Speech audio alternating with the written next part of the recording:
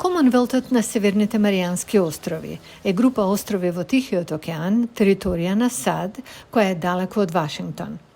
Од 2019 година, Комонвелтот на Северните Маријански острови им нуди на кинеските државјани 14-дневен влез без визи за да помогне во поттикнувањето на туризмот. Гувернерот на Комонвелтот на Северните Маријански острови Арнолд Паласиос за Гласот на Америка изјави дека програмата ја направила Кина профитабилен извор на посетители. Пред пандемијата близу 45 до 48% од туристите кои доаѓаат во Комонвелтот се од континентална Кина. 185.000 луѓе. Но републиканскиот представник Нил Дан вели дека програмата отворила задна врата за кинеските граѓани кои нелегално работат на островите, продаваат дрога или можеби собираат разузнавачки информации за стратешки воени инсталации на САД во регионот. Беше искрена работа да се проба, но останува дупка што кинезите ја користат. Во писмото до Одделот за домашна безбедност минатата година, Дан и уште 31 републиканец во Конгресот повикаа на затворање на програмата, барајќи од кинеските државјани да добијат туристичка виза за да ги посетат островите. Одделот за домашна безбедност не одговори на барањето на Гласот на Америка за коментар по писмото од Конгресот.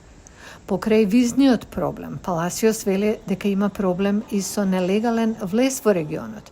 Во септември, повеќе од 10 кинески државјани биле кривично гонети за илегален обид да влезат во Гуам со изнајмување на брод од островот Сајпан од Комонвелтот на Северните Маријански острови. Тоа е местото каде што е базата на воздухоплавните сили Андерсон и таката очигледно има причина да се грижиме. Во јануари, Паласиос дојде во Вашингтон, повикувајќи го Одделот за домашна безбедност да го заостри процесот на проверка за кинеските посетители. Одделот предложи дополнителен електронски преглед, но сепак им дозволува да влезат во Комонвелтот на Северните Маријански острови 2 недели без виза. Промените ќе влезат во сила подоцна оваа година. Конгресменот Дан вели дека предлогот не оди доволно далеко. Не можете да го направите тоа. Не можете да дозволите некој да влезе на американска територија без виза само затоа што сакате туристички бизнис. Паласиос ја презеде функцијата ветувајќи дека ќе ја намали зависноста од кинеските инвестиции. Тој се обидува да го негува туризмот од сојузниците на САД, како Јужна Кореја, Јапонија и Тајван. Тој вели дека територијата изгубила $1 милиарда кога кинеските забрани за патување ги спречиле патниците да дојдат во Сијанпан.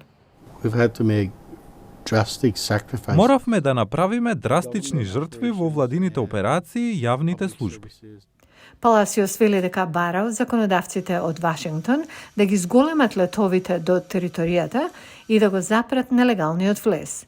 Бара средства да вработи повеќе локални жители за заштита на државата по море и воздух.